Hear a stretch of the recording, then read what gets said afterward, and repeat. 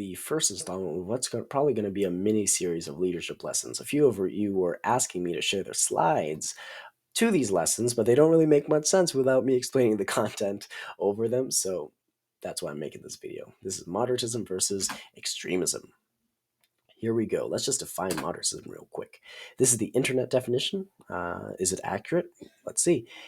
An ideology that designates a rejection of radical or extreme doctrines. That's basically just saying it's a mindset in which you reject extremism. Now, based on that definition, I asked the class in person, what are our thoughts on moderatism? And the vast majority always say that moderatism is just better than extremism for society. Interesting. Now, I want to make sure that these two terms aren't getting confused because we do tend to conflate them sometimes. Moderatism and moderation. We already defined moderatism, but moderation is really the avoidance of excesses. That's the main phrase there.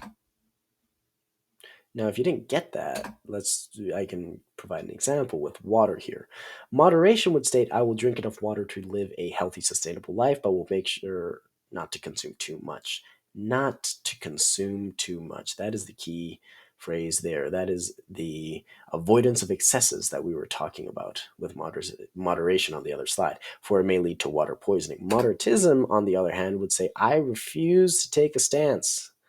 That's what makes a moderatism. I refuse to take a stance on whether or not water is a good thing, because although hydration is essential to life, too much consumption of it can lead to water poisoning. Now, let's go back to the definition and example of moderatism real quick. We already established that we tend to prefer moderatism to extremism as a society, but I want to push back on that idea, starting with let's simplify this definition of moderatism. Now, these two terms are basically interchangeable, so we can say moderatism is an ideology that rejects extreme ideologies. Okay. Now, let's take a look at this somewhat hyperbolic example. This person is engaging in moderatism to a degree that they can't even say something that is essential for life is a good thing. So then you could argue that this person is extremely engaging in an ideology that rejects extreme ideologies. Do we see the contradiction there? Right. And so based on that definition, we can then say that we have an oxymoron on our hands. Extreme moderatism? Okay. Now, again, this is a hyperbolic example, but there have been plenty of times throughout history where people have refused to acknowledge and fight for the obvious, palpable truth because they're too afraid of being called an extremist.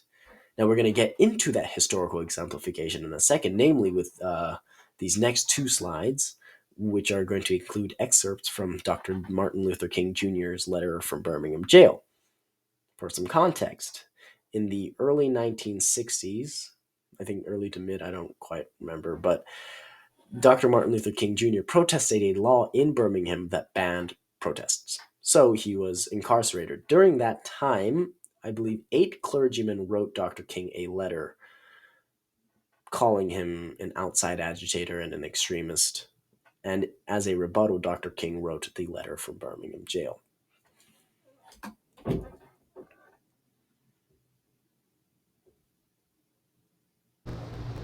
First, I must confess that over the past few years I have been gravely disappointed with the white moderate. I have almost reached the regrettable conclusion that the Negro's great stumbling block in his stride toward freedom is not the white citizens' counselor or the Ku Klux Klaner, but the white moderate, who is more devoted to order than to justice, who prefers the negative peace, which is the absence of tension, to a positive peace, which is the presence of justice, who constantly says, I agree with you in the goal you seek, but I cannot agree with your methods of direct action, who paternalistically believes he can set the timetable for another man's freedom, who lives by a mythical concept of time, and who constantly advises the Negro to wait for a more convenient season, shallow understanding from people of goodwill is more frustrating than absolute misunderstanding from people of ill will. Lukewarm acceptance is much more bewildering than outright rejection. It is imperative that we accurately identify what Dr. King is arguing about here. Because, yes, this is in the context of race and politics, but this is not a racial or a political argument. This is an argument for good judgment. Okay? This is him admonishing the moderate who is more devoted to order than to justice, who prefers a negative peace, which is the absence of tension, to a positive peace, which is the presence of justice. He is not saying that all white people are bad. That is not what he is saying.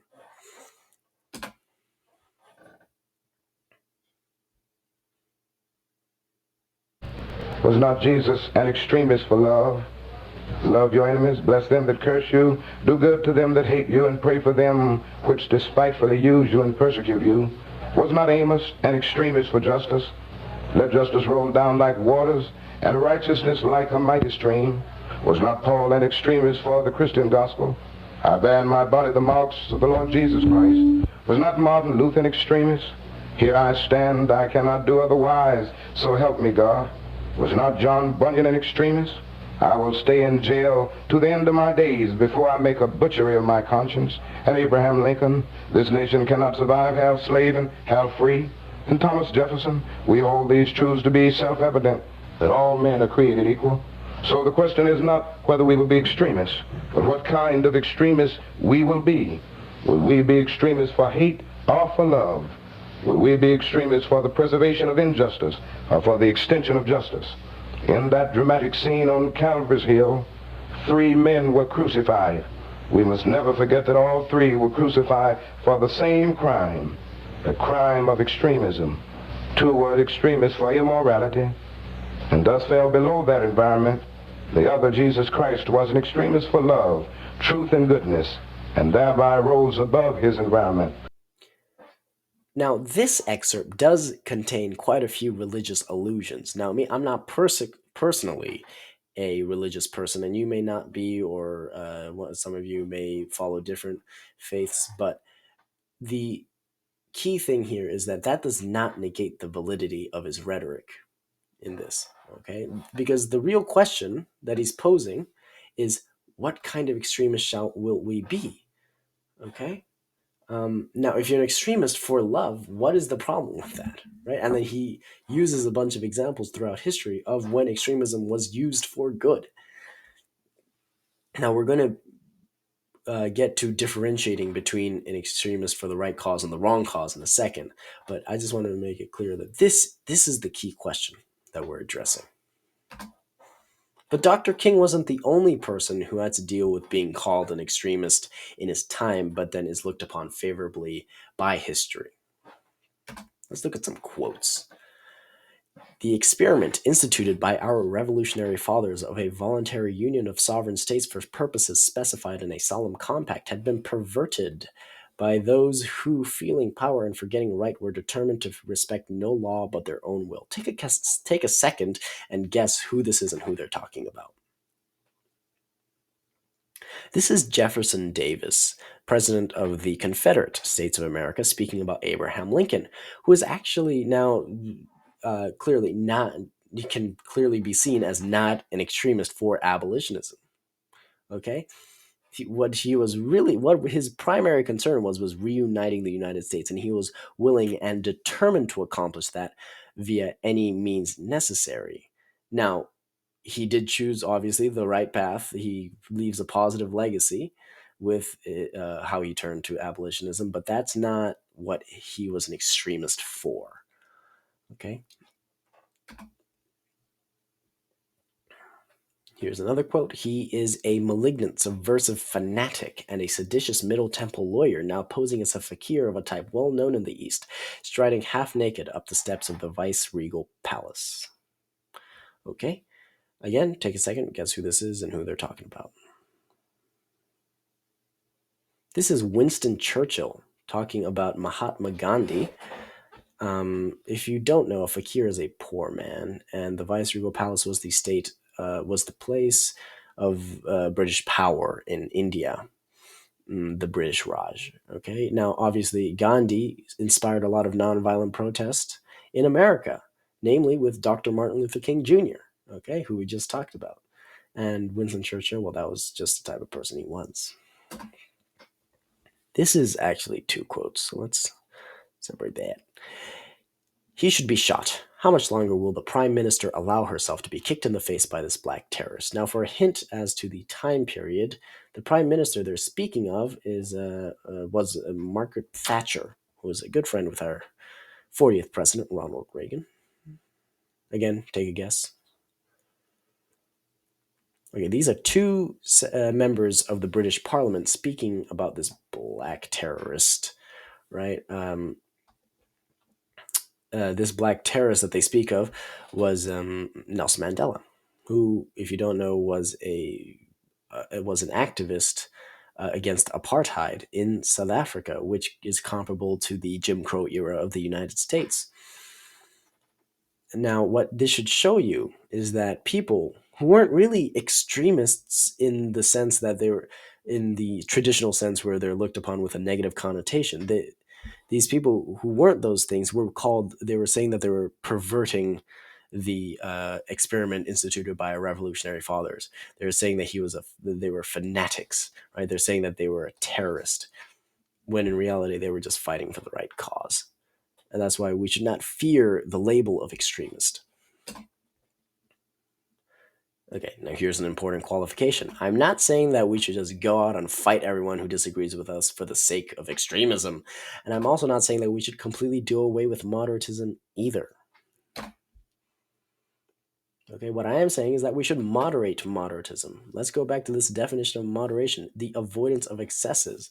If we avoid this extreme moderatism, the oxymoron that we spoke about earlier, uh, moderation can be healthy. Moderatism, sorry, can be healthy.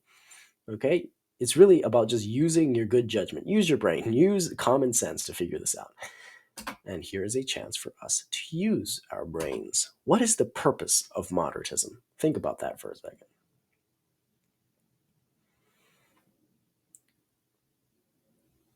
The purpose of moderatism is to avoid bias.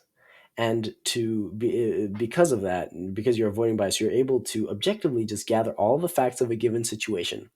Then, based on those facts, you then become an extremist for the right cause. Okay. Now, this is a bit of a side tangent, but let's just talk about it. If a statement is blanketing or polarizing, then treat it cynically, because a lot of times we tend to overuse blanketing and polarizing statements. Okay. Now, this oxymoron that we spoke of with extreme moderatism is only an oxymoron when you look at it through the traditional internet provided definition of moderatism, okay, which could be put under one of these two categories, and we're going to get to that in a second. Now, this was the definition of moderatism that we had at the beginning. I want to cross that out because this is a generalizing statement. This lacks nuance. This puts all moderatism in the same boat. That is really the definition of extreme moderatism. Okay? What moderatism actually is, what healthy, moderated moderatism is an ideology that designates a rejection of bias until it comes time to make an accurate decision. And it's very important that we make that accurate decision. That was an accident. Now, also in the previous couple slides ago, I said that there was a misleading title. Moderatism versus extremism is the title of this lesson. But that's only because we're using that old definition of moderatism and extremism, and that we're pitting those two things against each other. We're polarizing these two things that don't need to be, because they're not opposites of each other. We don't need to think of everything as black and white. What's important is that we use moderatism and then extremism.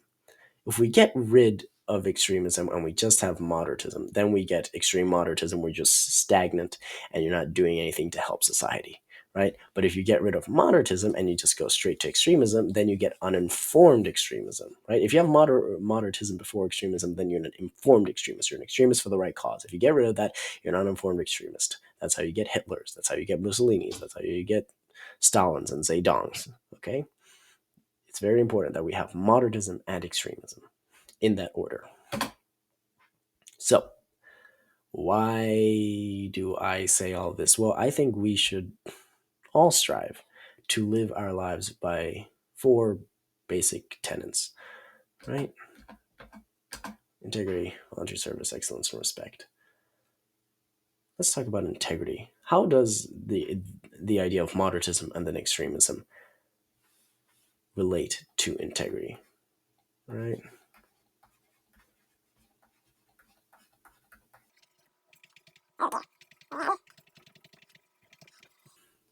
How does that apply here?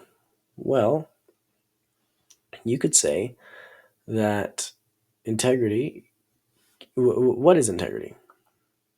Yes, it is very similar to honesty, but it lacks a bit more. That's Let's get a bit more nuanced than that. And integrity is honesty to oneself, right? That's really what it is. You're doing the right thing regardless of who's watching because you have your own personal integrity. You know what's right. And if you are allowing yourself to have moderatism and then extremism, then you're allowing yourself to have opinions. Where in the case of extreme moderatism, you don't allow yourself to have opinions. You're saying, no, I'm just going to stay here because I'm a moderate, right? You are being honest with yourself. You're allowed to have opinions, right? Now I'm going to skip down to respect. Respect. Well, if you have a bunch of informed extremists in society, then you're going to have less disagreement in general because more people are informed. And if the facts aren't biased, the facts are facts. Okay. Um, so then you're not going to have as much disagreement. But even on the stuff that there is disagreement, you're going to have a lot less rudeness and just imprecation throwing because all of your arguments are based on fact and you can respectfully have civil discourse, which is something that's lacking in America a lot right now. Let's talk about excellence and how that relates.